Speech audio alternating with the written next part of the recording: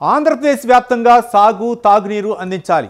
సముద్రంలో కలిసే ప్రతి నీటి చుక్కను వినియోగించుకోవాలి. నలుగుతున్న ప్రాజెక్టులను గాడిలో పెట్టాలి. రాష్ట్రం ఒక్కటే, జల విధానం కూడా ఒక్కటే అన్న లక్ష్యంగా అడుగులు పడాలి. ప్రజల అవసరాలు తీరాలి. సమస్యలు శాశ్వతంగా పరిష్కరించాలి. అదే కంకణం, అదే దృక్పథం, అహర్నిశలు అదే ఆలోచనలు ఏపీని అన్నపూర్ణగా తీర్చిదిద్దేందుకు శ్రమిస్తూ మార్గం చూపుతూ వడివడిగా అడుగులకు రూపం తీసుకొస్తున్న సీఎం చంద్రబాబు తన మనసులోని మాటలను మరోమారు ప్రజల ముందుంచారు. అసెంబ్లీ వేదికగా ప్రకటించిన ఆ నిర్ణయాలేంటి? పొరుగు రాష్ట్రాన్ని ఏమని రిక్వెస్ట్ చేశారు? కడలి పాలవుతున్న నీటి లెక్కంతా, విధ్వంసానికి నిర్మాణాలకు మధ్య ఉన్న తేడా ఎందుకు చెప్పాల్సి వచ్చింది? ఆ వివరాలేంటో ఈ కథనంలో చూద్దాం.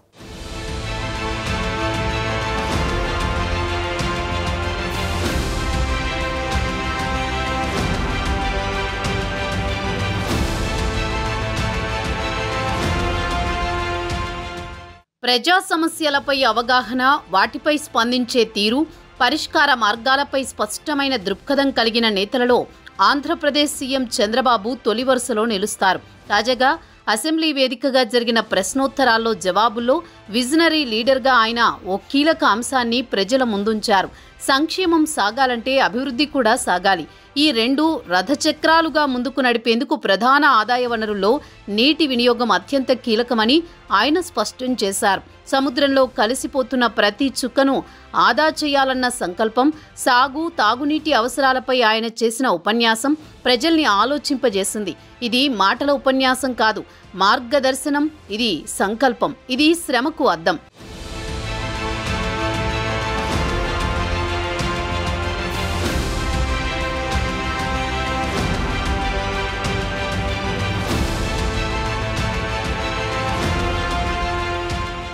కూటమి ప్రభుత్వ ఆధ్వర్యంలో ఆంధ్రప్రదేశ్లో బహుళార్థక ప్రాజెక్టులు వేగం పుంజుకున్నాయి. 2027 డిసెంబర్ నాటికి పోలవరంను జాతికి అంకితం చేయాలన్న దృఢ సంకల్పంతో నిర్మాణ పనులపై ప్రభుత్వం స్పీడ్ పెంచింది. రాష్ట్రం మొత్తంగా ఒకే నదీ జల విధానాన్ని అమలు చేయాలన్న లక్ష్యంతో సీఎం చంద్రబాబు సర్కార్ విశ్వ ప్రయత్నాలు చేస్తోంది. అంటే రాళ్ల ప్రాంతాల్లోని భూగర్భాల్లో సైతం నీటి నిల్వలు పెరగాలి. పాడి పంటలు ఆధారంగా రాష్ట్ర ఆర్థిక వ్యవస్థ బలపడాలి. ఇదే చివరి కాన్సెప్ట్. ఈ వ్యాఖ్యలు వినేందుకు ఆనందంగా ఉన్న కార్యాచరణ అనేది చేతల్లో చూపిస్తేనే ప్రజల విశ్వాసం పొందుతుంది. అదే విజన్, అదే సంకల్పం ఇప్పుడు సీఎం చంద్రబాబును నదీ జలాల వినియోగంపై పూర్తిగా దృష్టి సారించేలా చేసింది.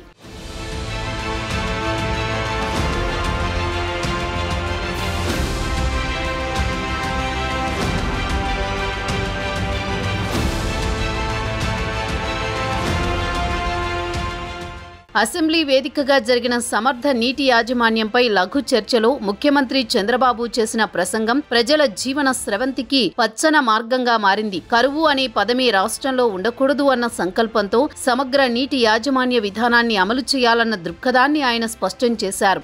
దేశంలో తొలిసారిగా నదుల అనుసంధానాన్ని ఆంధ్రప్రదేశ్ చేసి చూపించిందని గుర్తు చేస్తూ గోదావరి, కృష్ణా నదుల అనుసంధాన ఘట్టాన్ని వివరించారు. రాష్ట్రంలోని అన్ని నదులను అనుసంధానించాలన్న లక్ష్యంతో వంశధార వరద నీటిని సోమశిల వరకు తీసుకువెళ్లే ప్రణాళికను ప్రకటించారు. 1,06,00,000 ఎకరాలకు సాగునీరు అందిస్తున్నామని, వందల కిలోమీటర్ల దూరం ప్రయాణించిన నీరు నేడు కుప్పం నియోజకవర్గానికి కృష్ణా జలాలిచ్చిన ఘనత కూడా జనసేన, టీడీపీ, బీజేపీ కూటమి ప్రభుత్వానికే దక్కిందని తెలిపారు. ఇది ప్రజల రుణం తీర్చుకున్న క్షణమంటూ ఒకంత భావోద్వేగంతో ఆయన చేసిన వ్యాఖ్యలు సభలో ప్రతిధ్వనించాయి. జలమే జీవం, జలమే జనానికి జన్మధానం, ఆ నీటి ప్రవాహమే అభివృద్ధికి మార్గదర్శి. ఈ వ్యాఖ్యలు మాటలకే కాదు, చంద్రబాబు వ్యాఖ్యలకు కొలమానం. నదుల అనుసంధానంలో, నీటి వినియోగంలో, ప్రజల అవసరాలు తీర్చడంలో ఆయన చూపిన దృక్పథం రాష్ట్ర భవిష్యత్తుకు మార్గదర్శకంగా నిలుస్తోంది.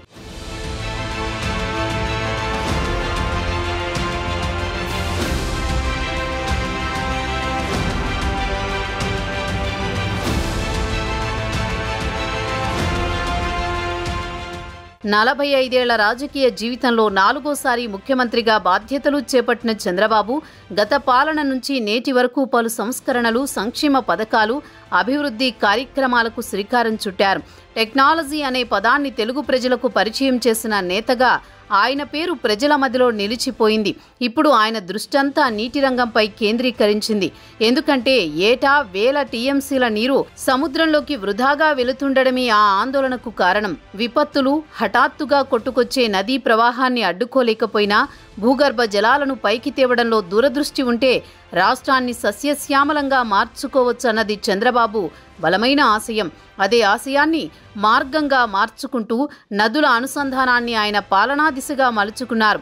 నీటి చుక్కలోనే జీవన ఆశ, ఆ ప్రవాహంలోనే అభివృద్ధి ఆశయం. అదే చంద్రబాబు దూరదృష్టికి కేరాఫ్గా మారింది. ఇదే మార్గం, ఇదే మంత్రం, ఇదే సంకల్పం కూడా.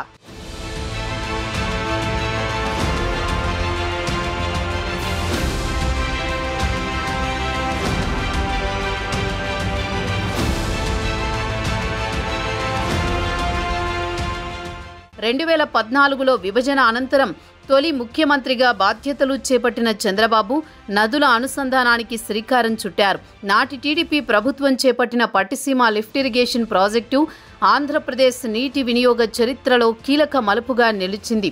గోదావరి నదిలో సముద్రంలోకి వృధాగా పోతున్న నీటిని కృష్ణానదికి మళ్లించేందుకు రూపొందించిన ఈ ప్రాజెక్టు దేశంలో తొలి నదుల అనుసంధాన ప్రాజెక్టుగా గుర్తింపు పొందింది. 2016లో ప్రారంభమైన ఈ ప్రాజెక్టు ద్వారా 13 లక్షల ఎకరాల కృష్ణా డెల్టా ప్రాంతానికి సాగునీరు అందించబడింది. ట్రయల్ రన్ సమయంలోనే 8.8 టీఎంసీల నీరు మళ్లించడంతో దాదాపు 2,000 కోట్లకు పైగా విలువైన పంటలు కాపాడబడ్డాయి. 2014-19 మధ్యకాలంలో మొత్తం 263 టీఎంసీల నీరు గోదావరి నుంచి కృష్ణానదికి మళ్లించడం చరిత్రగా నిలిచింది. దీనివల్ల రాయలసీమ ప్రాంతానికి కూడా నీటి వినియోగంలో లబ్ధి కలిగింది. భూగర్భ జలాల నిల్వలు పెరగడం, విపత్తుల సమయంలో నీటి లభ్యత మెరుగవడం, విపరీత వర్షాల సమయంలో నీటి నిల్వల నిర్వహణ వంటి ప్రయోజనాలు రాష్ట్రానికి దక్కాయి. చంద్రబాబు తీసుకున్న ఈ దూరదృష్టి నిర్ణయం నీటి పరిరక్షణ, సాగునీటి వినియోగం, ప్రజల జీవన ఉపాధి పరంగా ఒక మైలురాయిగా నిలిచింది.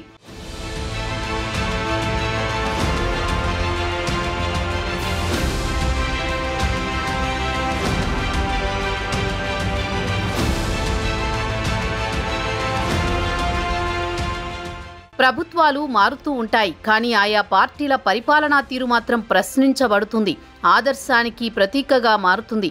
ఇదే ఏపీలో 2014 నుంచి 2024 వరకు జరిగింది. టీడీపీ హయాంలో చేపట్టిన జల ప్రాజెక్టుల్లో పట్టిసీమ కార్యరూపం దాల్చింది. పోలవరం నిర్మాణం చివరి దశకు చేరుకుంది. ఆ సమయంలో 2019లో ప్రజలు అధికారాన్ని వైసీపీకి అప్పగించారు. కానీ సీఎం హోదాలో జగన్ ప్రజల ఆశలను ఆవిరి చేసినట్టు పాలనా వైఖరి కనిపించింది. రాజకీయ వైషమ్యంతో చంద్రబాబు తీసుకువచ్చిన జల ప్రాజెక్టులపై నీలిమబ్బులు కమ్ముకునేలా చేశారు. 2024 వరకు 5 ఏళ్ల పాటు సాగిన వైసీపీ పాలనలో పోలవరం నిర్మాణం పూర్తి కాలేదు. అంతేకాదు కాపర్ డ్యాం వంటి నిర్మాణాలు వరద నీటిలో కొట్టుకుపోవడంతో 1000 కోట్ల ప్రజాధనం వృధాగా మారింది. ఈ సంఘటనలను గుర్తు చేస్తూ అసెంబ్లీ వేదికపై జగన్ విధ్వంసకుడు అనే శీర్షికతో ఓ వీడియో క్లిప్పింగ్ను చంద్రబాబు ప్రదర్శించారు. పోలవరం, పట్టిసీమ ఎత్తిపోతల పథకాలపై సీఎం హోదాలో జగన్ చేసిన ప్రకటనలను సభలో తెలియజేశారు. ప్రజల ముందు వాస్తవాలు ఉంచే ప్రయత్నం చేశారు. ఇది నీటి ప్రవాహాన్ని అడ్డుకునే ప్రయత్నం కాదు, ప్రజల ఆశల ప్రవాహాన్ని నిలిపే పాలనా వైఖరికి అద్దం పట్టడం కొసమెరుపు. అదే చరిత్రకు ప్రశ్న, అదే ప్రజల హృదయాల్లో నిలిచిపోయే నిశ్శబ్ద గలం.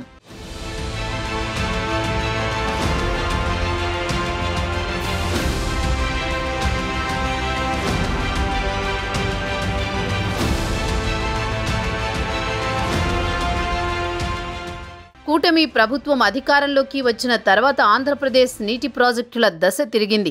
2024-25 సంవత్సరానికి సాగునీటి రంగానికి సుమారు 12,000 కోట్ల రూపాయలు కేటాయించడం ద్వారా ప్రభుత్వం నీటి వినియోగాన్ని మెరుగుపరిచే దిశగా కీలక అడుగులు వేసింది.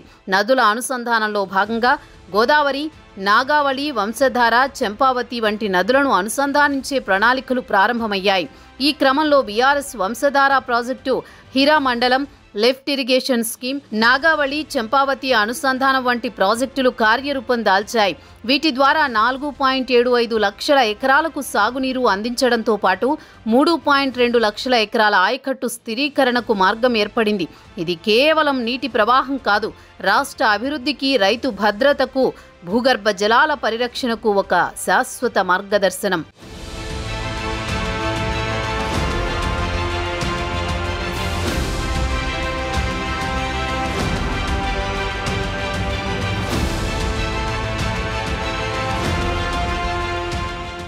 ప్రభుత్వం చేపడుతున్న నీటి వినియోగ చర్యలు కేవలం ఒక్క సంవత్సరానికి పరిమితం అవ్వలేదు. 2029 వరకు సాగునీటి ప్రాజెక్టులకు వెలుగులు తెచ్చేలా దీర్ఘకాలిక ప్రణాళికలు రూపొందించి విశ్వ ప్రయత్నాలు కొనసాగుతున్నాయి. ఇందుకోసం ఏడాదికి 12,000 కోట్ల వ్యయాన్ని కేటాయించనున్నట్లు సీఎం చంద్రబాబు అసెంబ్లీ వేదికగా ప్రకటించడం హర్షించదగ్గ అంశం. ఎందుకంటే గోదావరి, కృష్ణా నదుల కలయికతో ఈ ఏడాది ఇప్పటి వరకు 5,400 టీఎంసీల నీరు సముద్రంలోకి వృధాగా పోయింది. వృధా నీటి వినియోగంపై పొరుగు రాష్ట్రం తెలంగాణతో ఉన్న ఇబ్బందులను అసెంబ్లీ వేదికగా ప్రజల ముందుంచారు. ప్రత్యేకంగా సముద్రంలో కలిసే 200 టీఎంసీల వరద జలాలను పోలవరం, బనకచెర్ల ప్రాజెక్టుకు మళ్లించేందుకు తెలంగాణ ప్రభుత్వం అడ్డుపడుతున్న విషయంపై ఆలోచించాలని విజ్ఞప్తి చేశారు. మరోవైపు రాష్ట్ర వ్యాప్తంగా భూగర్భ జలాల రీఛార్జ్, మైనర్ ఇరిగేషన్ ట్యాంకుల పునరుద్ధరణ, రెయిన్ వాటర్ హార్వెస్టింగ్ చర్యల ద్వారా 1.5 మీటర్ల మేర భూగర్భ జలాల స్థాయి పెరిగిందని ప్రభుత్వం వెల్లడించడం ఓ శుభ పరిణామం. ఇది కేవలం పాలనా ప్రకటన కాదు, ఇది ప్రజల భవిష్యత్తుకు నీటి రూపంలో నిచ్చెన వేసే సంకల్పం. వృధా నీటిని మార్గంగా మార్చే దూరదృష్టి, భూగర్భ జలాలను భవిష్యత్తుగా మలచే శ్రమ, ఇదే పాలనా పరిపక్వతకు అద్దం.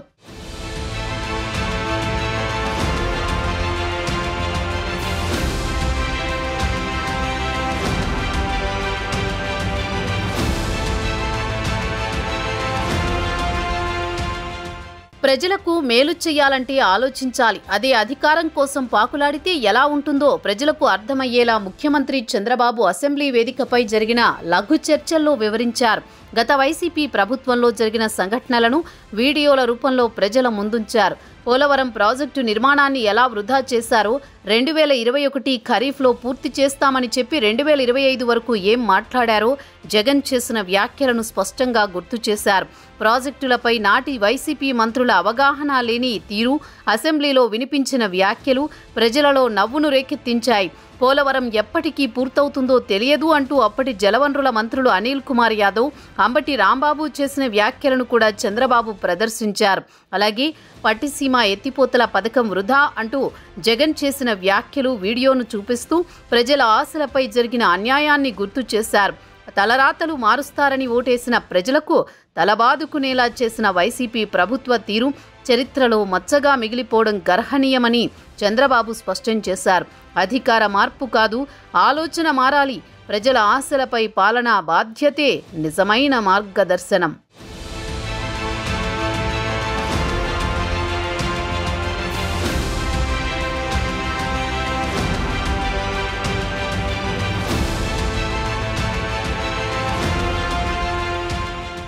జలమే జీవం, జలమే జననానికి జన్మాధానం. నీటి చుక్కల్లోనే ప్రజల ఆశలు, పాలనా సంకల్పం, భవిష్యత్ బాట అన్నీ పరస్పర సంబంధంతో కూడినవి. ప్రాజెక్టులు మారవచ్చు, ప్రభుత్వాలు మారవచ్చు, కానీ ప్రజల అవసరాలు మాత్రం మారవు. ఆ అవసరాన్ని అర్థం చేసుకుని ఆలోచనతో అడుగు వేయగలిగిన పాలకులే చరిత్రలో నిలుస్తారు. నదుల ప్రవాహం ఆగిపోవచ్చు, కానీ ప్రజల ఆశల ప్రవాహం ఆగకూడదు. ఇదే సందేశం, ఇదే సంకల్పం, ఇదే ప్రజల పట్ల నిబద్ధతకు అద్దం. ఇప్పటికీ ఇకపై కూడా నీటి బాటలోనే అభివృద్ధి సాగాలి. కోట్లాది మంది ప్రజల దాహార్తికి, అశేష రైతాంగానికి అండగా నిలుస్తున్న కూటమి ప్రభుత్వ లక్ష్యం నెరవేరాలని మనము కోరుకుందాం.